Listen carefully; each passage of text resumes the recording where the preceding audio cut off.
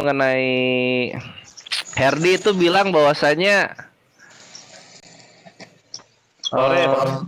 cek ya. Covid. Mantap. Kenapa? Bagus. Lanjut. Doubling masa doubling? Enggak kok. Enggak. Oke ya, kita gas ya. Jadi soal ini kayaknya Herdi itu kebingungan gitu antara roh dan nafs. Nah, kita perhatikan ya. Herdi itu bahas apa tadi? Asot ya, asot. Perhatikan di sini, asot.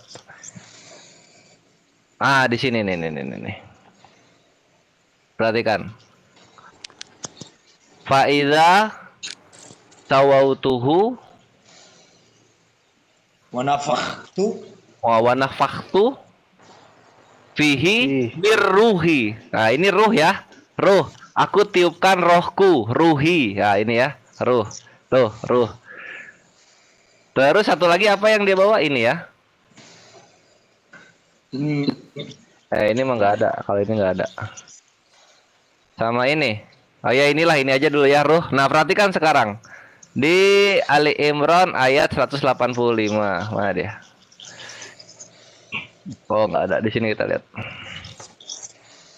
Ali Imran 185. Apakah ada kata ruh? Nah, kita lihat. Nah, di sini ya. Setiap yang bernyawa akan merasakan mati. Setiap yang bernyawa, kita lihat. Kullu nafsin Za'iqatul maut. Ini. Mana kata roh di sini, Bre? Mana kata roh nih? Kamu ini dasar Yesus tidak mengajarkan roh berbahasa. Nah, ini jadinya nih. Di sini nafs, dalil-dalil yang lu bawa ruh semua, kan gitu. Eo. Gampang banget mau tekinnya. Sama gini juga ya, Allah itu pemilik segala sesuatu yang ada di langit maupun di bumi gitu. Jadi ruh ya Allah punya, nafs ya Allah punya juga gitu. Tapi bukan di dalam Allah. Ini semua ciptaannya, kan gitu. Nah, lalu kenapa orang-orang mati? Ya karena dikasih nyawa. Kalau nggak ada nyawa, Allah mati dong? Enggak, karena Allah nggak punya nyawa. Allah yang memberi nyawa. Selamat datang di kebenaran, Her. Berbeda sama Yesus lu. Yesus lu punya nyawa. Dia kan dibilang tuh menyerahkan nyawanya. Nah, nyawanya dari siapa? Dari Allah. Gitu loh. Kalau Tuhan lu butuh roh untuk hidup, Tuhan lu nggak berbeda dengan Tamiya. Tamiya butuh baterai buat jalan. Apa bedanya dengan Tuhan lu butuh roh buat hidup? Gitu. Lanjut. Oke, Bang Gores, saya lanjutin ya. Tetap di situ Bang Gores, saya minta bantu dibukain At-Tahrim yang dia angkat tadi, At-Tahrim 42 itu. Biar diselesaikan dulu Bang Ali, nanti Bang Ali. Aku banyak soalnya ini. Nanti Bang Ali kok. Nanti waktunya Bang Ali habis aku ya. Maksudnya Bang Gores lanjut lagi. Iya, lanjut lagi, masih banyak ini yang akan kita bahas itu. Siap. Nah, terus yang berikutnya itu ini ya yang perlu dipahami oleh kekristenan ketika Herdi sudah buta membedakan mana nafs dan mana ruh. Yesus itu matinya tuh karena dosa, bukan karena penyaliban. Penyaliban itu cara untuk menebus dosanya, tapi Yesusnya sendiri matinya karena dosa. Nah, bisa kita lihat ya mengenai dosanya Yesus. Pertama di sini nih kita lihat. Matius 21 nomor 1 sampai 3. Di sini Yesus itu dia menjadi otak pencurian. Ketika Yesus dan murid-muridnya telah dekat di Yerusalem dan tiba di Betfage yang terletak di Bukit Zaitun, Yesus menyuruh 2 orang muridnya dengan pesan, "Pergilah ke kampung yang di depanmu itu dan di situ kamu akan segera menemui seekor keledai betina." Ini Yesus sudah memantau ya, sudah memantau keadaan berarti. Seekor keledai betina tertambat dan anaknya ada di dekatnya. Lepaskanlah keledai itu dan bawalah keduanya kepadaku. Dan jikalau ada orang yang menegur kamu, di sini posisinya Yesus tahu bahwa perbuatan yang dilakukan itu adalah dosa. Katakanlah Tuhan memerlukannya. Nah, di sini dia ingin mengabuse otoritasnya gitu. Katakanlah Tuhan memerlukannya, ia akan segera mengembalikannya. Nah, gitu. Nah, ini tiba-tiba si Yesus ini kemudian udah tahu-taunya keledainya udah ada aja di dia ya. Dan di sini itu tidak dikasih tahu dia itu minta izin ke tuannya dan tidak diberitahukannya juga. keledainya itu sudah dikembalikan. Jadi jatuhnya ini kalau enggak pencurian berarti penggelapan. Nah, itu ya penggelapan. Perhatikan, kalau misalnya pencurian, apa sih hukumannya? Ini ada di Keluaran 22 nomor 1 sampai 5. Jika seorang pencuri kedapatan waktu membongkar dan ia dipukul sehingga mati, maka si pemukul tidak berhutang darah. Nah, gitu. Jadi itu pencuri itu boleh dipukul sampai mati. Kenapa? Karena upah dosa adalah mati atau maut. Gitu. Makanya Yesus itu mati, salah satu dosanya selain ngobrak-ngabrik properti orang, dia melakukan sebuah kriminal penculian keledai itu gitu. Jadi benar yang dibilang Herdi itu, kawan-kawan Kristennya jangan terguncang bahwa Yesus itu mati karena dosa. Karena memang upah dosa adalah maut itu gitu. Berikutnya soal yang ini mengenai kebebasan ya, kebebasan memilih. Nah, ini sebenarnya Herdi ini pengen nyari remis dengan Islam. Karena kekristenan itu, ikhwan, kita perlu tahu ya, mereka itu orang Kristen dan orang fasik itu sudah diciptakan sebelum dunia dijadikan. Jadi mereka di sini cuma wayang. Mereka hanya bergerak sesuai dengan apa yang sudah diskrip kepada mereka. Nggak percaya? Kita lihat Efesus 1 nomor 4.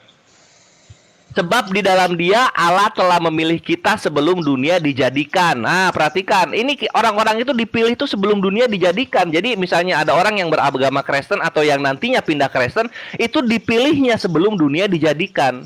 Kalau udah ada yang dipilih sebelum dunia dijadikan, berarti ada yang tidak dipilih dong. Nah, orang-orang yang tidak dipilih inilah orang-orang yang nantinya akan masuk neraka gitu. Ini kan kurang ajar ini. Nggak ada kehendak bebas sama sekali gini. Ngapain hidup kalau misalnya jadi wayang kan gitu. Lanjut lagi. Nah, di sini juga perhatikan. Tuhan membuat segala sesuatu untuk tujuannya masing-masing. Bahkan, nah di sini ya, bahkan orang fasik dibuatnya untuk hari malapetaka. Jadi orang fasik itu memang sudah diciptakan untuk hari malapetaka. Misalnya contoh siapa? Kita ambil Erben. Nah, Erben itu orang fasik yang dibuat Tuhan sebelum dunia dijadikan untuk diisi di hari malapetaka. Dar, selamat datang di kebenaran. Ini mah wayang, bukan kehendak bebas. Masih kurang? Oke, kita tambah lagi. Di sini bisa kita lihat di Yohanes 12:39-40 ya. Ini adalah orang-orang yang tidak percaya. Kenapa mereka bisa tidak percaya? Nah, itu. Di sini dijelaskan, karena itu mereka tidak dapat percaya, sebab Yesaya telah berkata juga, Ia telah membutakan mata, mendegilkan hati mereka, supaya mereka jangan melihat dengan mata dan menanggap dengan hati, lalu berbalik sehingga aku menyembuhkan mereka. Jadi memang orang-orang itu nggak akan bisa menjadi percaya, karena sudah dibutakan matanya, didegilkan hatinya. Gitu. Jadi lu tuh ngomong apa soal Islam gitu, ketika sesuatu yang sebenarnya terjadi adalah di Biblos lu sendiri gitu. Ini bukan kehendak bebas, bre. Ini wayang. Yahweh lu menjadi dalangnya, gitu. Masih kurang, gua gas lagi. Ini ada di Efesus 1 nomor 4. Perhatikan, ikhwan. Ini bukan Efesus ya, ini Yudas 1 nomor 4. Sebab ternyata ada orang-orang tertentu yang telah masuk menyelusup di tengah-tengah kamu, yaitu orang-orang yang telah lama ditentukan untuk dihukum. Dari kapan ya ditentukannya? Ya sebelum dunia dijadikan. Gak percaya? Lihat di sini bawahnya. Mereka adalah orang-orang fasik. Dar, selamat datang di kebenaran. Gitu. Jadi jangan sok-sok melakukan penginjilan ketika segala sesuatunya sudah Tuhan kalian pilih dari sebelum dunia dijadikan gitu. Apa ini gitu? Ngapain lu capek-capek berbuat baik gitu kalau lu tidak dipilih untuk menjadi orang Kristen? Ngapain? Ngapain lu capek-capek belajar Biblos kalau lu tidak dipilih untuk menjadi orang Kristen? Kan gitu. Lanjut lagi, kalau kurang kita gas. Nah, di sini juga ini Yohanes 17:12. Perhatikan di sini. Tidak ada seorang pun, ini ke murid-murid Yesus, tidak ada seorang pun dari mereka yang binasa selain daripada Dia yang telah ditentukan untuk binasa gitu. Orang-orang binasa itu ditentukan, berbeda dengan Islam. Islam itu binasa, masuk neraka. Kenapa? Ya karena kehendak bebasnya sendiri, seperti yang ada di Al-Kahfi ayat 29. Inilah yang membuat kekristenan itu iri dengan apa yang ada di dalam Islam. Kenapa? Karena perbuatan baik dalam Islam itu bisa menjadi indikator orang-orang diselamatkan atau enggak. Sedangkan di kekristenan enggak peduli mau berbuat baik atau enggak, selama dia sudah ditentukan orang yang binasa, binasa sudah. Gitu. Terima kenyataan yang ada gitu. Ini lebur, ini Kristen gua bongkar-bongkar, harus belajar kalian ya, baik yang Tritunggal maupun Oneness. Lanjut lagi. Berikutnya itu soal Oh iya, itu jadi satu lagi ya mengenai Yesus ini. Yesus karena Yeherdi tidak bisa menjawab, maka gua bantu bahwasanya Yesus mati karena dosa yang dia lakukan. Salah satu contoh yang gua bawa adalah penggelapan keledai yang berujung kepada pencurian. Dan sekarang 2000 tahun keledainya sudah tidak bisa dikembalikan, maka ini adalah dosa Yesus yang harus Yesus bayar. Nah, dosa mencuri matinya 3 hari. Thank you, itu saja. Silakan Bang Aliku. Makasih Bang Kores, jazakallah khairan. Tolong dibuka ayat andalannya Herdi At-Tahrim 42 itu. Jadi kebiasaan Herdi, ya karena memang keterbatasan kemampuan bahasa, baik itu Alkitabnya, apalagi Al-Quran, dia selalu mencomot Al-Quran dari terjemahan, lalu dia simpulkan sendiri, ya kan? Tadi dia cuma menampakkan kepada kita dari monitor data dia, terjemahannya saja bahwa ada kata sebagian di situ. At-Tahrimnya ayat berapa, Akhi? 42. At-Tahrimnya kok cuma sampai 12 ya? Sorry, At-Tahrim ayat 12. Sorry. Oke. Tahrim, Ini. iya. Jadi di situ firman Allah, wa Maryam ibnata Imran allati ahsanat farjaha wa nafakhna fihi min ruhina wa sadaqat bi kalimati rabbiha wa kutubihi wa kanat minal qanitin. Dan Maryam putri Imran yang memelihara kehormatannya, maka kami tiupkan ke dalam rahimnya. Di situ memang ada kata sebagian dari roh ciptaan kami, tapi ketika kita kembali ke redaksi Arabnya, langsung min ruhina, tidak ada kata tambahan sebagian di situ. Itu adalah semacam penerjemahan yang menambahkan kata dari redaksi aslinya. Karena ketika Bang Kores tadi membuka surat Sad 72, redaksinya sama, nafakhtu min ruhi. Min ruhi juga. Dan diterjemahkan Bang, coba tidak ada sebagian kan? Coba terjemahkan. Iya. Toh. Aku tiupkan roh ciptaanku. Tidak ada sebagian di situ. Redaksinya sama. Min ruhi, min ruhina, sama-sama diterjemahkan ke dalam bahasa Indonesia. 172 terjemahannya langsung tanpa ada sebagian. Tahrim 12 diterjemahkan ada sebagian. Jadi itu salah persepsi Bro Herdi ya, karena terjebak dengan kata sebagian. Tapi redaksi Arabnya, redaksi primer Al-Quran dalam bahasa Arab tidak ada sebagian di situ. Jadi tidak. Kalau ini ada nafs nggak Bang Ali di sini? Ada nafs nggak di sini? Nafs lah. Ada ruh nggak di sini? Tidak ada ruh. Ya Korintus mulu kerjaannya nih anak ya. Iya, jadi jelas ya Bro Herdi, jangan lagi bawa narasi bahwa ada yang tersimpan sama Allah, ada yang sebagian ditiupkan kepada Maria. Jadi sudah saya jelaskan, itu terjemahan yang ada penambahan kata sebagian tidak sesuai dengan redaksi Arabnya. Sudah saya jelaskan ya. Kemudian satu lagi, terakhir sebelum saya tutup, dengan narasi kematian yang dia jelaskan bahwa dalam keyakinan Kristen untuk penebusan dosa atau karena dosa manusia itu sendiri, maka sangat memprihatinkan ketika malah Yesus merintih-rintih kepada Tuhan ketika dia akan mati. Salah satunya misalnya dalam sebuah narasi yang sangat populer, Matius 27:46, Eli Eli lama sabachthani. Tuhanku, Tuhanku, mengapa engkau tinggalkan aku? Apakah Yesus sebagai Tuhan itu tidak tahu bahwa dia akan menebus dosa manusia dengan kematian yang suci?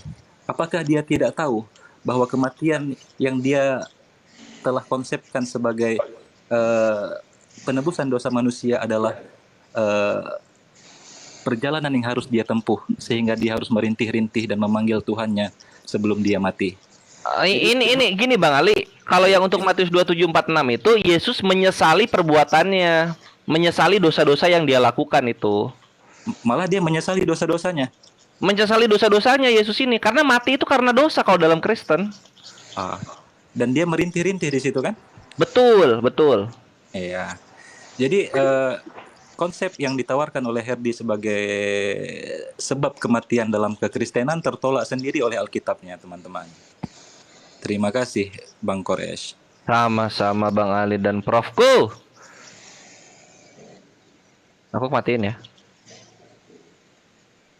Herdi, silakan. Iya, silakan. Iya, kedengaran. Itu live di Jelas Jeddah dong, itu. Anda saya. Anda buka aplikasi lain itu, live di Jeddah itu. Masuk, nanti terlempar Anda. Listrik padam di tempat saya, listrik padam. Tak dibesarkan lagi nih. Hmm, Listrik padam lagi. Eh, putus-putus. iya, listrik padam. Dikit lagi ya, Bro. Iya, dikit lagi kalau listriknya nyala. Gangguan ini kamu Herdi. Nggak mampu ini kalau sinyal. Ini enggak apa-apa, kerbau betina aja dulu, kerbau betina. Atau mau aja gini dulu. Her, mau gini nggak Her? Kerbau betina aja dulu, lu mute aja dulu. Putus-putus Iya, soalnya, iya. Bre. Ya, silakan Live dibesarkan saya Kerbau betina. layar kerbau betina ya. bisa Apa? terlihat nggak saya? Hitam. Enggak terlihat, tidak terlihat, suaranya juga patah-patah. Oh. Iya. Coba kerbau betina aja dulu, kerbau betina nanti Bro Herdi lanjut. Tunggu dulu aja. Naik lagi nanti tak naikkan. Cepat. Iya. Iya. Silakan Silakan kerbau betina. Kita lanjut ya. Aman Her, lu nggak akan di framing, lu kabur, lu gimana kita ngerti kok Iya. kendala. Aman, slow. Kita tidak seperti itu ya, tidak seperti dayang-dayang yang cerewet itu. Silakan kerbau betina naik. Tak Kita turun nggak lagi. kayak teritung kok, aman Her. Dibesarkan layarnya kerbau betina, silakan.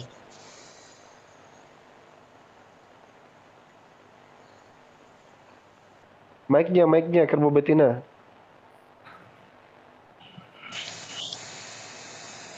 Oh lembu. Kerbau Ngomong betina. lembu. Bicara, ayo. Ah, tadi di bawah paling pintar kok dia. Wah, Memang biasa begitu tuh. Kalau di bawah pandai, nanti udah naik kayak bebek. Coba silakan bicara. Iya? Ya, silakan. Ini baru bisa dipencet. Oh, oke. Silakan. Ini baru bisa dipencet. Iya, silakan. Giliran Anda. Tadi yang dijelaskan sama Kores itu nggak ada bisa dijawab itu. Dan satu kedua saya nggak bisa open cam. Saya aja follower saya masih dikit. Mau gimana pun saya nggak bisa open cam. Nggak apa-apa, ngomong aja. Jadi data yang kau bilang itu nggak nyambung, Kores. Yang apa yang ditanya sama Malik itu nggak sesuai apa yang kau jawab. Gitu loh. Dan kamu kayaknya nggak ngerti apa yang ditanya sama Malikil. Sama kayak Alwan juga. Kayaknya Alwan sama Kores nggak ngerti apa yang ditanyakan Malikil. Gitu loh.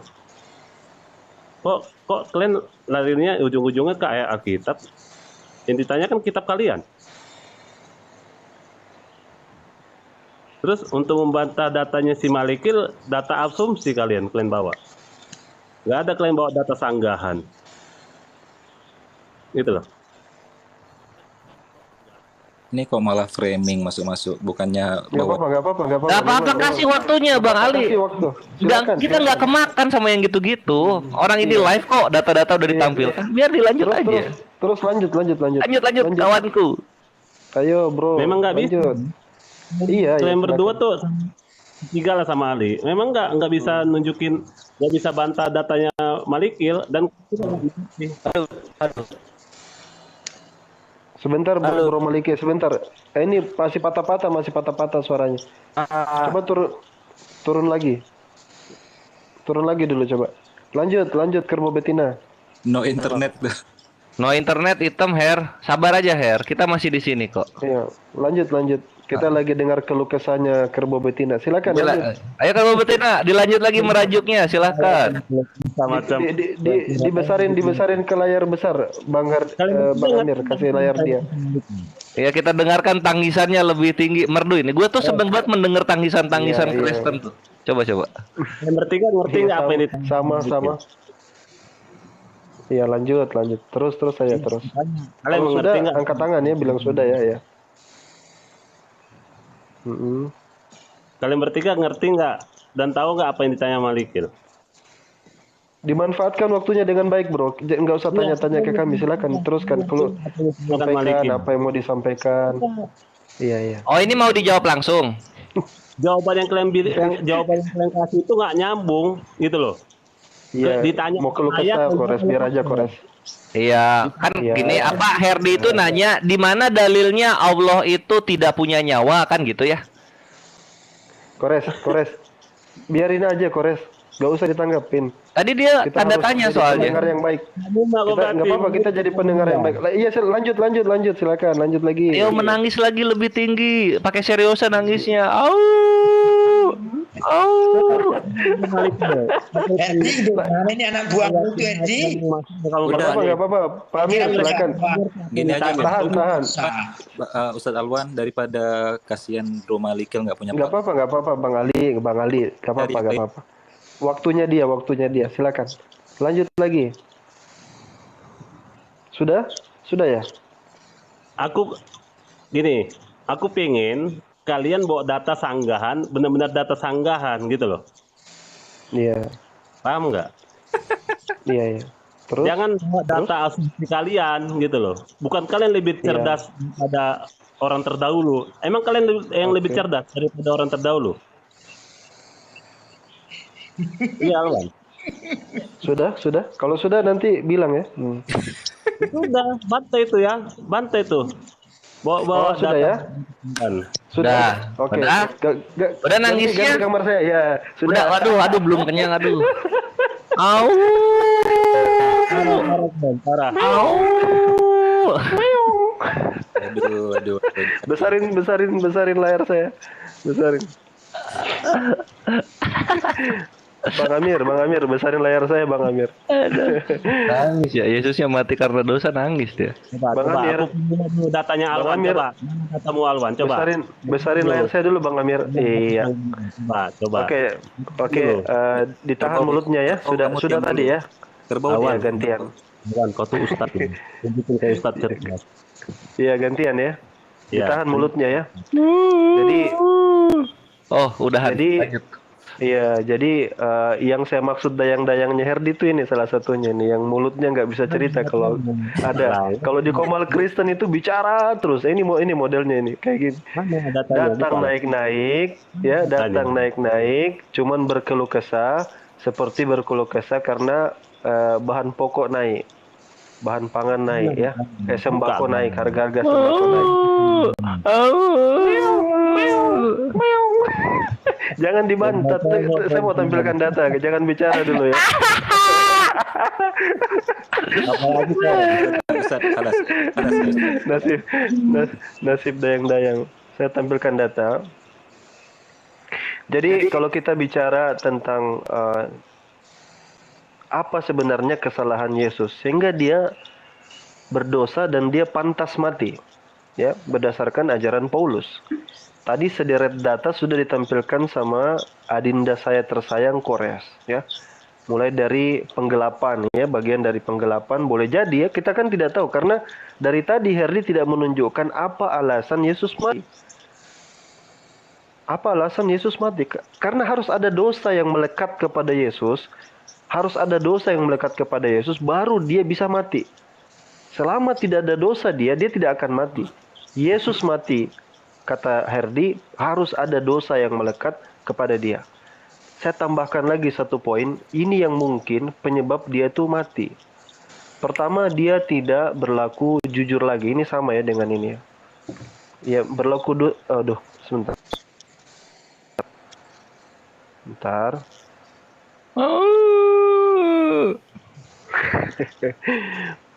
Ya, janganlah kamu mencuri, janganlah kamu berbohong, janganlah kamu berdusta seseorang kepada sesama.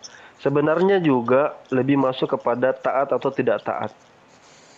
Tapi kita lihat di sini, ya gini.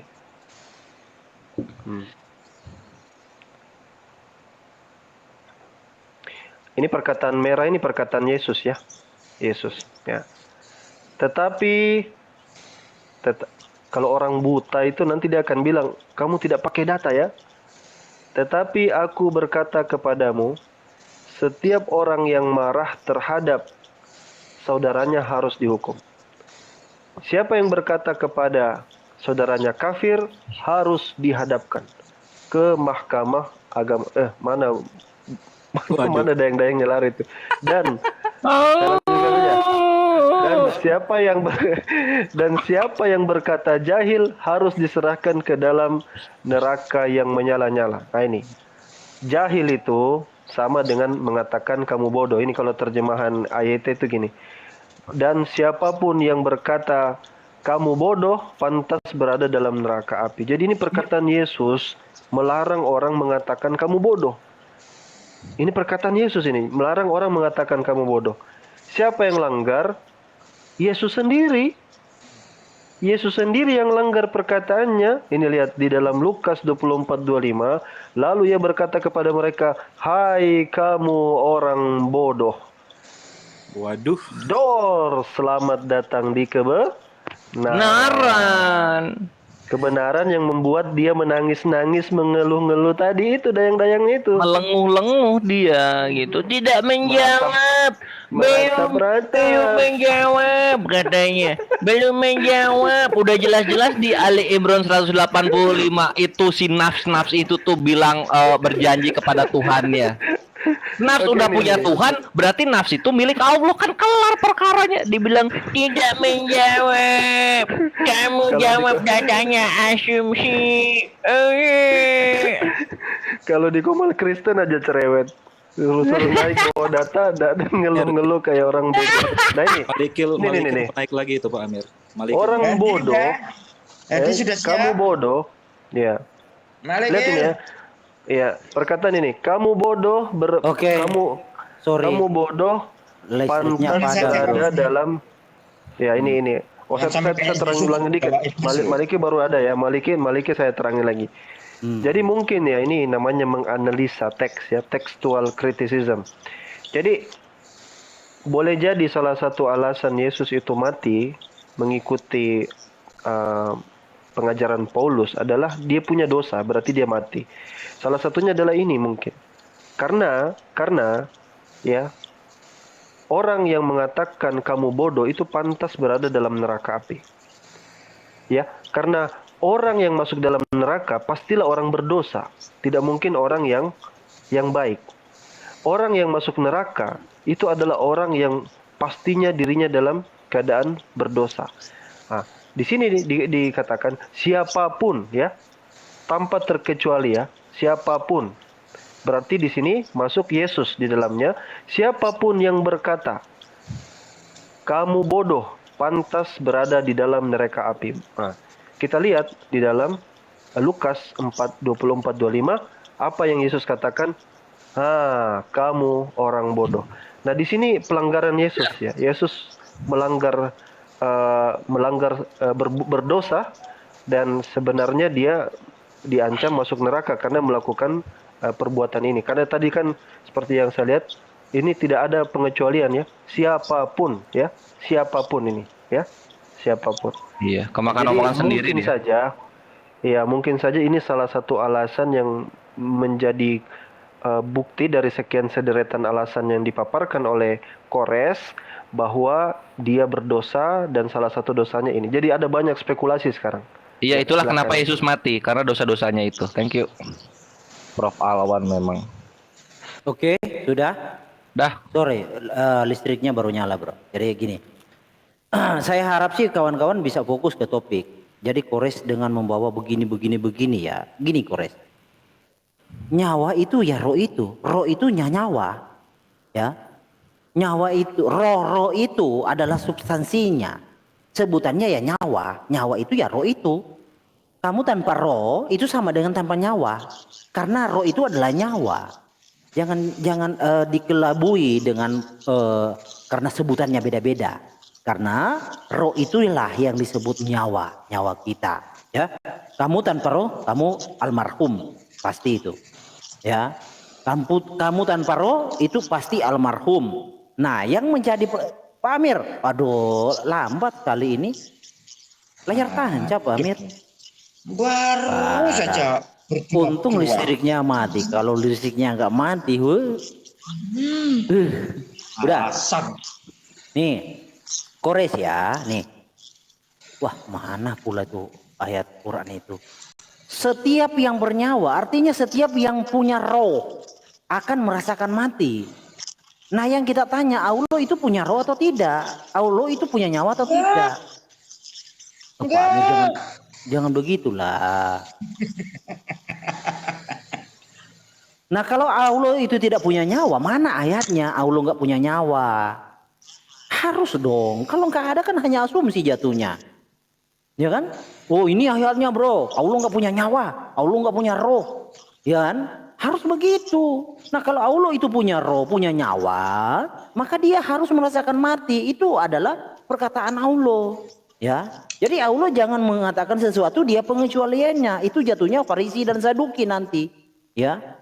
Lalu tadi ya saya itu membaca loh sebagian bukan kata saya nih. QURAN KEMENAG singkatan dari Kementerian Agama.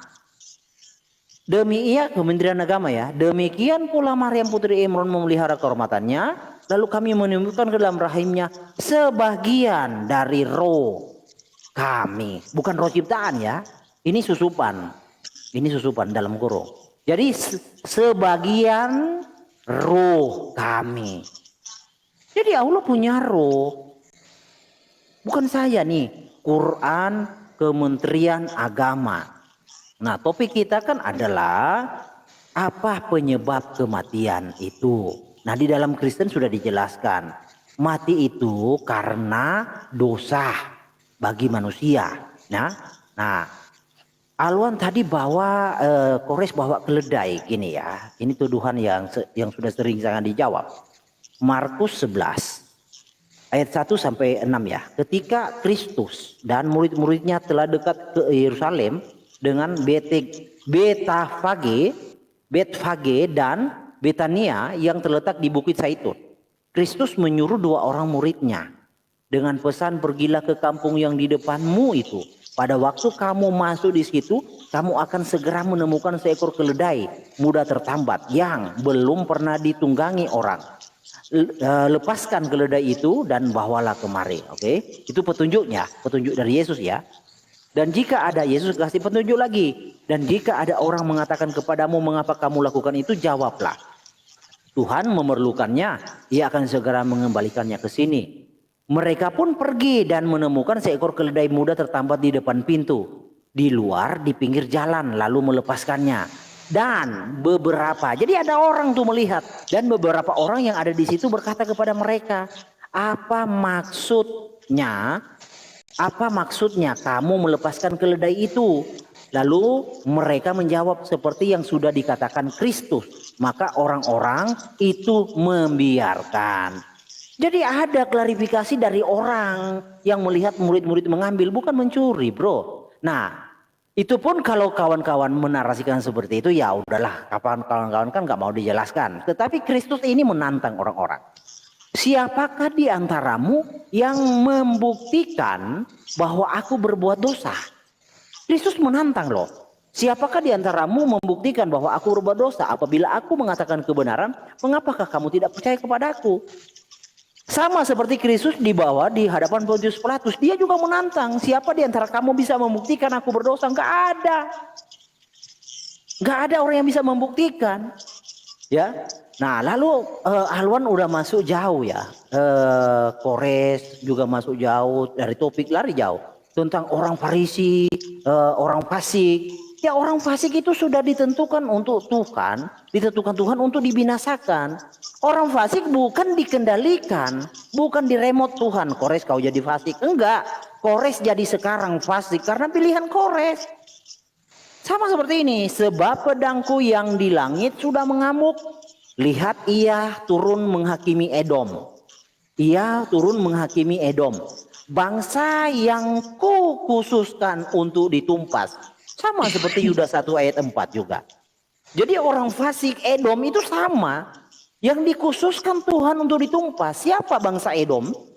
Ya, siapa manusia yang disebut Edom? Ya, jadi sejarahnya itu awalnya dari Ishak. Ishak memperanakan 2 anak. Esau yang sulung dan Yakub adiknya.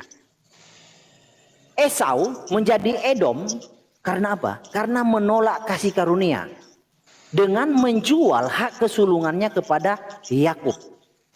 Esau itu adalah contoh orang yang tidak menerima kasih karunia Tuhan. Esau Edom adalah contoh orang yang menolak kasih karunia Tuhan. Apa itu kasih karunia Tuhan? Tuhan memberikan kasih karunia kepadanya sebagai anak sulung, tetapi dijualnya, diberikannya karena hawa nafsunya, karena perut, karena kelaparan, dia jual hak kesulungannya. Jadi Edom itu adalah identik dengan manusia-manusia yang tidak menerima kasih karunia, yang menolak kasih karunia. Makanya dikhususkan Tuhan untuk ditumpas. Jadi siapa saja di dalam room ini yang menolak kasih karunia Tuhan, yaitu karya penyelamatan, penebusan, itulah yang disebut Edom. Ya, oke. Itu pilihan ya. Itu pilihan, kehendak masing-masing. Alwan memilih jadi Edom sekarang, ya itu kehendak dia. Adam mau menerima kasih karunia, itu kehendak dia. Jadi Tuhan tidak memaksa. Nah, Yakub jadi Israel. Yakub jadi Israel adalah orang yang menerima kasih karunia. Esau jadi Edom menolak kasih karunia. Yakub jadi Israel menerima kasih karunia. Nah, Edom jadi kambing di dalam penggenapannya, di dalam Matius, di dalam shotnya. Ya. Lalu semua bangsa akan dikumpulkan di hadapannya dan ia memisahkan mereka daripada seorang, sama seperti gembala memisahkan domba dan kambing. Jadi Edom jadi kambing, Israel itu jadi domba. Jadi awalnya Esau ya, Esau jadi Edom, Edom disotkan oleh Tuhan, itu kambing. Yakub jadi Israel, orang yang menerima kasih karunia, disotkan, itu adalah domba. Nah, domba dan kambing, hanya dua ini. Kambing adalah orang yang menolak kasih karunia. Domba adalah orang yang menerima kasih karunia. Jadi yang dibawa Kores orang-orang fasik itu adalah kambing-kambing. Adalah Edom-Edom. Contoh ya Kores, Alwan, Bang Ali, Pak Amir. Itu yang menolak kasih karunia. Yang disebut kambing. Dan itu juga diteguhkan oleh Muhammad. Contoh ya. Karena sudah masuk ke situ saya terpaksa harus komparasi. Ya. Pak Amir bisa tenang ya. Abu Daud 460. Karena sudah masuk ke situ terpaksa saya harus komparasi. Sebenarnya saya nggak akan masuk. Ya saya ungkap siapa kambing itu ya. Siapa kambing itu? Abu Daud 460. Nah, di dalam Abu Daud 460, Abu Darda dia berkata, saya pernah mendengar Muhammad bersabda, tidaklah 3 orang di suatu desa. Anggaplah ini 3 orang, ini Pak Amir, Kores, dan Alwan. Pak Alwan, Bang Ali, dan Kores. Ya 3 orang ini. Di desa atau lembah yang tidak didirikan sholat berjamaah di lingkungan mereka, melainkan setan telah menguasai mereka. Mereka itu tetaplah, karena itu tetaplah kalian berjamaah. Ya, karena sesungguhnya serigala itu hanya menerkam kambing yang sendirian. Jadi Muhammad menganalogikan, menyamakan umat Islam, sholat sendirian itu sama dengan kambing yang sendirian. Jadi genaplah nats yang dinubuatkan oleh Kristus. Di akhir zaman dia akan datang menghakimi manusia, dipisahkannya lah domba dari kambing. Kambing dibuang ke neraka, domba dibawa ke surga. Dan Muhammad dalam hal ini menyempurnakan nubuat dengan menyebut umat Islam adalah kambing yang sendirian. Jauh dari kawanan-kawanannya, Asyaib berkata, maksud berjamaah adalah sholat secara berjamaah. Karena fokus kita adalah tentang apa penyebab kematian, maka saya harus balik lagi ke sini kawan. Saya harap kawan-kawan jangan terlalu melebar kemana-mana, fokus. Kawan-kawan belum bisa menjelaskan apa alasan kematian di dalam Islam. Allah itu kalau tidak punya roh, mana ayatnya? Kalau Allah itu bukan roh, mana ayatnya? Kalau Allah tidak bernyawa, mana ayatnya? Nah, jika Allah itu punya roh dan Allah itu bernyawa, saya sudah kasih ayatnya, Allah itu punya roh. Nah, kalau Allah itu bernyawa, karena roh itu adalah nyawa, maka konsekuensinya Allah harus mati sesuai dengan perkataannya. Nah, kawan-kawan harus bisa buktikan kalau Allah itu bukan roh. Harus bisa, mana ayatnya? Jangan asumsi dong. Nah, dan lagi ya, di mana ya ayat yang tadi? Oke, nah Sudah soal Adam saya nggak korek lagi ya. Nah, dan lagi di sini ya kawan. Nah, di sini. Di sini Jibril dan Mikail ini kan dibuat mati oleh Allah. Jibril dan Mikail ini ada yang mengatakan ini adalah editan. Astagfirullah. Saya jengkel loh melihat muslim-muslim ini yang tidak mengerti apa yang dia imani langsung teriak jengkel. Ya langsung teriak, palsu. Ya saya nggak suka begitu kawan. Ya, lah, Anda harus melewati proses kajian dulu. Mana kajianmu sehingga ini harus ditolak. Harus begitu.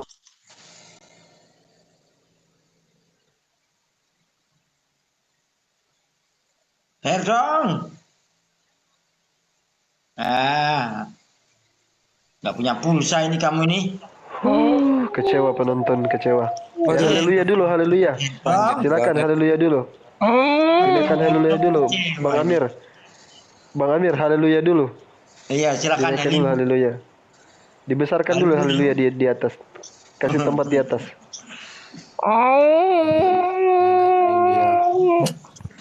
Lagi mati lampu keras itu tadi. Ya kasih besar dikit mungkin Bang Amir haleluyanya seperti dia mau tampilkan data. Tapi ini Edi sudah naik ini. Oh iya ya. boleh. Ya. Oh, belum. Dia lampunya mati kayaknya. Oh, ini. Haleluya, lanjutin Herdi, haleluya.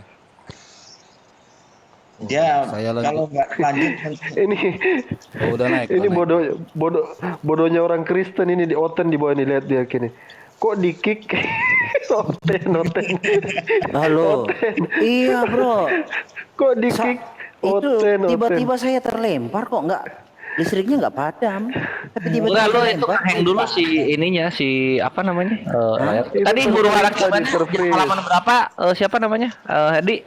Her? Oh, bentar ya. Oke, saya lanjut ya. Oh, ada Bro Haleluya ya. Oke, nggak apa-apa ya. Nah, di sini halamannya di sini ya. Oke. Huru hara hari kiamat di itu halaman 199. Oke, thank you. Oke, ya. Jadi di sini loh, yang kita ingin tanya, yang saya belum dapat jawaban logisnya. Allah itu merampas hak hidup Jibril dan Mikail, itu logisnya apa? Jawaban logisnya. Supaya kita tahu loh, sebab musabab Jibril dan Mikail itu dibuat mati, itu apa? Kalau sebab musababnya karena ingin membuktikan Allah kuasa, nanti kan kesannya Allah itu egois. Kita harus tahu dulu, kalau manusia kan jelas mati itu karena apa? Karena dosa, upah dosa adalah maut. Yang kita ingin tanya, coba jawab dengan tegas. Allah membunuh Jibril dan Mikail ini dasarnya apa? Alasannya apa? Bukan hanya Jibril, bahkan malaikat maut pun dibuat mati. Malaikat pembawa arsy dibuat mati. Mana dia ya? Nah, maka Allah pun berfirman, kamu adalah salah seorang makhlukku juga. Aku menciptakan kamu untuk apa yang kamu lihat. Maka matilah kamu kata Allah ke malaikat maut. Maka malaikat maut pun mati juga. Yang kita ingin tanya, alasannya mereka itu dirampas hak hidupnya apa, dibuat mati itu apa? Bukankah mereka ini adalah pelayan-pelayan Allah yang tidak punya dosa, ya kan? Itu yang kita ingin klarifikasi di dalam Islam sebenarnya orang itu mati itu karena apa? Yang jelas dong untuk menarasikan imannya. Kalau manusia ada yang dibuat mati karena tidak berdosa, tentu akan dipertanyakan keadilan Allah. Allah ini mengerti tidak tentang keadilan. Nanti jatuhnya kan begitu. Kalau itu hanya membuktikan kemahakuasaan Allah, nanti jatuhnya ini Allah egois. Ya kan? Kenapa egois? Karena dia semena-mena saja. Karena dia maha kuasa, semena-mena saja dia mengambil hak hidup, merampas hak hidup orang. Ya kan? Gak bisa dong jawabannya hanya seperti begitu. Harus secara logis dong. Nah, kembali lagi sedikit ya. Atau nggak apa-apa, Bro Haleluya, takutnya Anda kepanjangan. Silakan, Bro. Oke, silakan. Haleluya yuk. Oke, saya tambah sedikit bro ya tentang selalu. Tapi di sini jangan debat Herdi ya. Kamu berdebat dengan muslim ya. Sama Tuhan Yesus kita ini ya. Gini, saya kasihlah penjelasan Nanti dulu. debat Herdi lagi. Lanjut. Tenang Pak Amir. Jelas suara saya kan Pak Amir? Jangan debat Herdi. Jelas Sini kamu suaranya kan? berdebat. Ayo lanjut. Oke. Jadi gini, saya bawakan tentang Yesus ya. Yang mana tadi saya dengar fitnahan Kores ini tentang Yesus. Gini Kores, kenapa ya Yesus itu, Tuhan itu menjelma menjadi manusia ya. Maka kalau kamu baca Al-Araf 143 ya, nanti tolong kau baca itu ya, karena tidak akan ada yang sanggup melihat Allah, akan hancur. Oke. Nah, kemudian kalau kau baca nanti At-Tin ayat 7 sampai 8, hanya Allah adalah hakim. Oke. Menjadi pertanyaan, tidak mungkin Allahmu mampu menghakimi dirimu karena kau nggak akan mampu melihat Tuhanmu. Paham ya? Jadi, kalau dari sisi kekristenan, maka karena suatu saat yang dihakimi adalah manusia, maka sangat rasional bahwa firman itu harus menjadi manusia. Kalau tidak, bagaimana mungkin kamu bisa dihakimi? Jadi itu adalah alasan yang kuat kenapa firman itu menjadi manusia, yaitu Yesus, karena dialah kelak menjadi hakim. Bagaimana orang bisa menghakimi jika hakimnya saja tidak mampu kau lihat? Contoh, saya kasih seperti di dalam pengadilan, ya kan? Kasus Sambo itu. Sambo nggak akan mungkin bisa dihakimin, nggak akan mungkin bisa dijalankan pengadilan kalau hakimnya nggak bisa dilihat. Coba, andaikan itu hakim seperti Tuhan, si Sambo di situ hancur itu semua, jaksa penuntut hukum akan hancur ya kan, pengacaranya juga akan hancur. Maka manusia-manusia yang memiliki pikiran yang cerdas, ya tidak hanya bisa mampu membaca yang tertulis, tetapi harus mampu memahami yang tersirat. Ini masuk kategori makrifat. Tetapi saya paham ilmumu nggak sampai ke makrifat itu. Ya, jadi inilah pembelaan saya tentang tuduhan kamu kepada Yesus. Kenapa sih orang Kristen tuh menyembah manusia? Padahal bukan. Inilah poinnya suatu saat. Kalau kelak terjadi penghakiman, maka Yesus menghakimi kami dan dia mampu menghakimi kami dan kami pun mampu di hadapannya. Tetapi kalau Islam, bagaimana nanti di At-Tin 78 ini Allah yang menghakimi? Bagaimana coba Allah menghakimi kalian? Kalian lihat itu Allah, ketupuak, hancur kalian berkeping-keping, gak jadi itu pengadilan tuh, gak jadi penghakiman tuh, ya kan?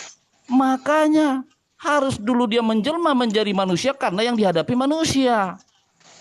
Makanya kau baca nanti tuh Al-Araf 143, kau catat itu, ya, biar kau paham. Ternyata Allah itu nggak bisa dilihat loh, jadi hancur loh.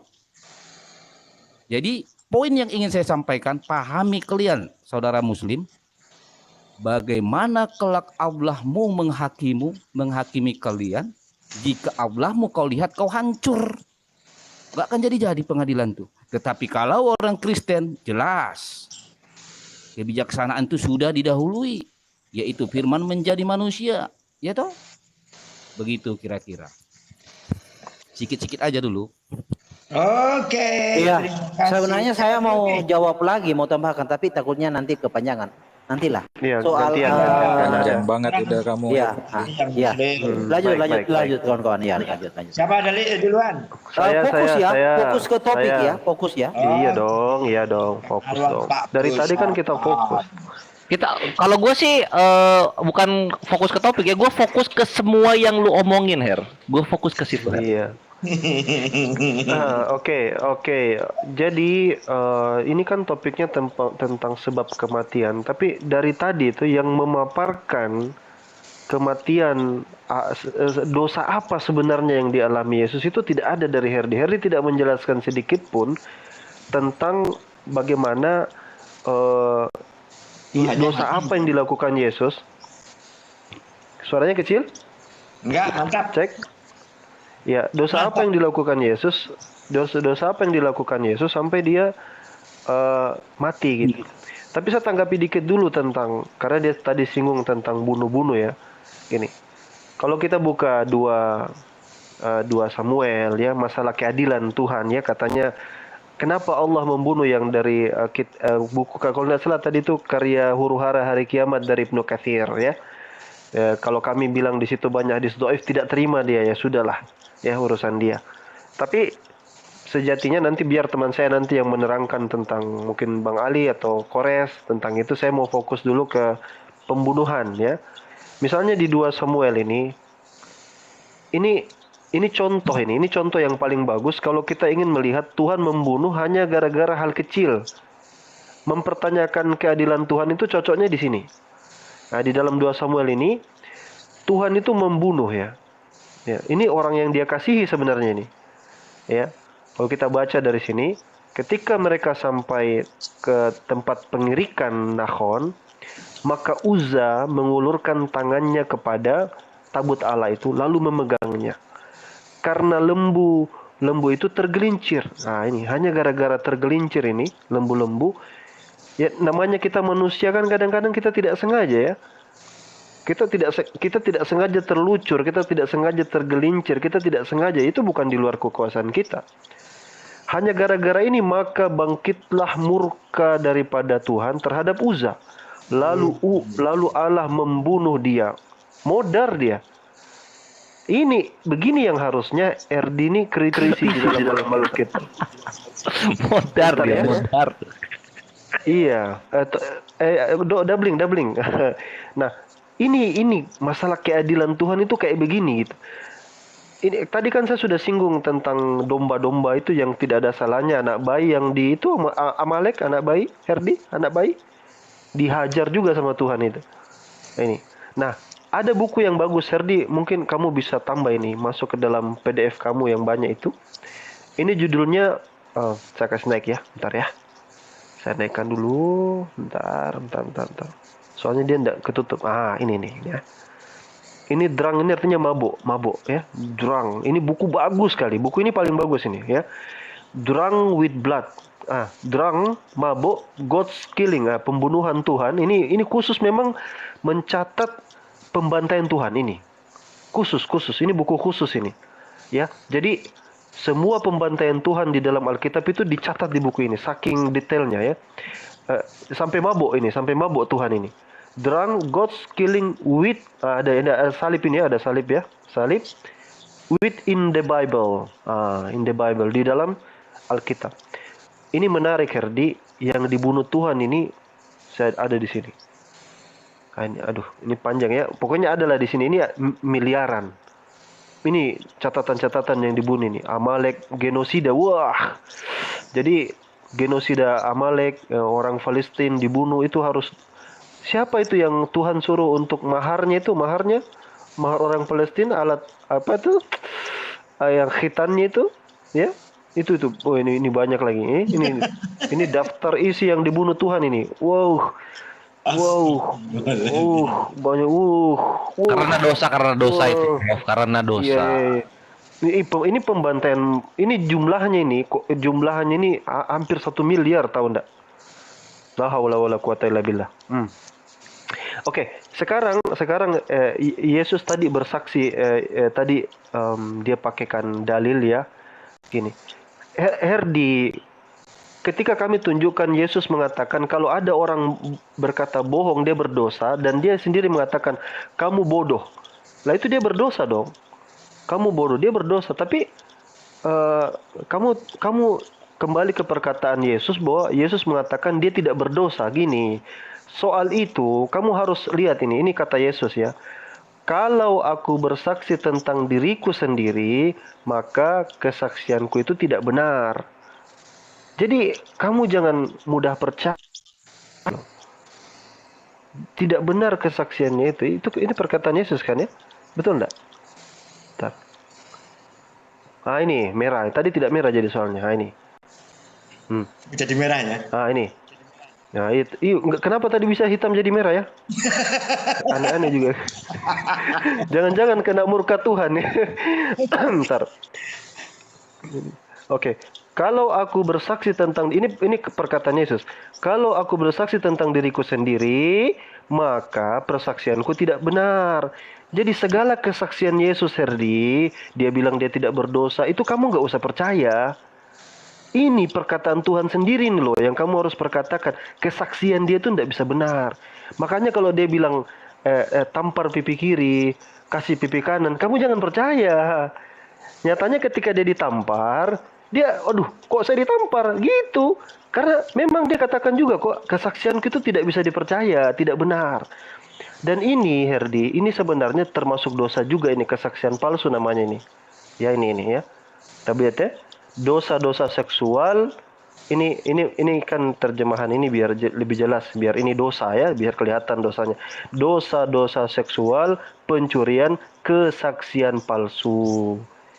Jadi dia dosa itulah. Jadi itu matching dengan doktrin yang kamu jabarkan itu. Kenapa Yesus bisa mati? Karena dia kena dosa. Upah dosa adalah maut. Dia kena dosa.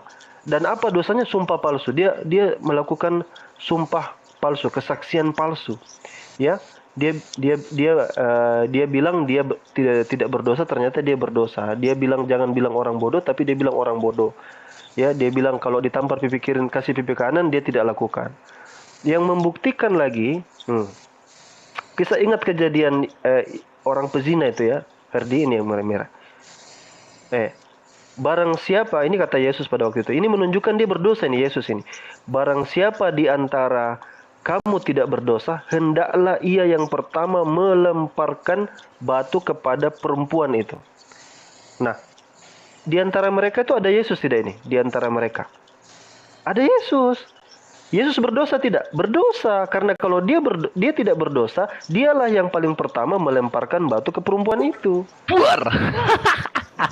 Selamat datang di kebenaran. Begitu cara kita membaca Alkitab. Jadi kalau misalkan dia tidak berdosa,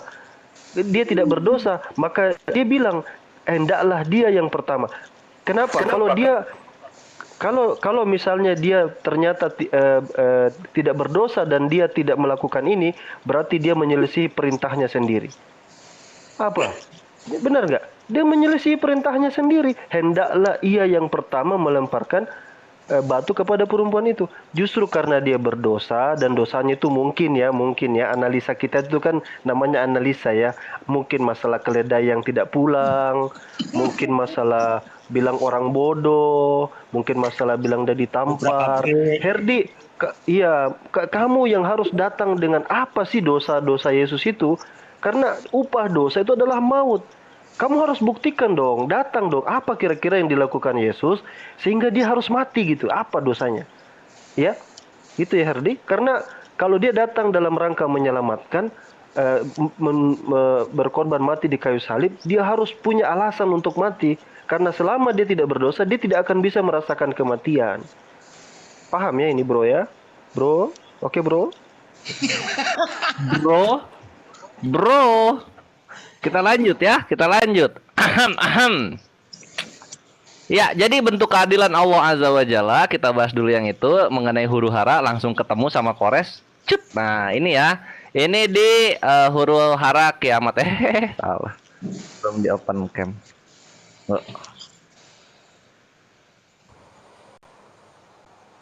Panas nyawanya. Pak Amir, Ya. saya turun dari akun ini, saya masuk dengan akun satu lagi ya, biar bisa open cam ya. Oke. Pak Amir, saya izin istirahat ya. Kores dengan Bang Ali lanjutkan ya. Cukuplah dua Ya, itu ya. Kalau nggak salah ada Gurunda juga deh. Gurunda mungkin ada di bawah Gurunda. Iya, saya ini ngantuk ini, udah ngantuk ya. Waduh. Satu kan kenyang. Jangan dulu kabur. Biasanya gara-gara kenyang. Saya tidak tidur siang. Jangan dulu kabur Iya. lah. Tadi sudah semangat. Bang. Framingnya. Atau taruh saja saya di sini ya, Kalau saya enggak ini ya istirahat Goncangkan mungkin. Herdi, goncangkan. Sudah saya di sini aja udah gara-gara Harry ini saya diam. Bukan, Tetap kalau di sini. hanya parkir akun kan nggak mendengar, berarti kabur. Nggak apa-apa, sudah. Saya ikut lagi, nggak apa-apa. Ini Goncangkan. kamu Herdi. Nggak apa-apa. Itu siapa tahu ada Gurunda di bawah. Oh ya, naikin semua biar seru. Naikin semua lagi ya. Ini ayo, apa namanya?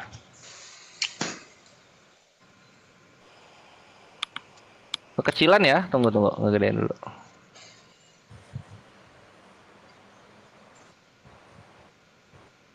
Naikin semua Pak Amir. Iya, sabar. Mana Bang Juma? Bang Juma naik. Langsung dapat dong Kores tuh, lihat. Ini zaman digital gampang banget gua set ya hari-hari suruh hari-hari kiamat Ibnu Katsir ya. Nah, kita baca di sini. Herdi itu motong-motong doang kerjaannya. Ini nggak dibaca semua. Kan di sini udah dibilang nih, diam kamu oleh Allah. Ini udah sama ya. Diam kamu kata Tuhan. Sesungguhnya aku telah menetapkan kematian atas siapapun yang ada di bawah arsiku.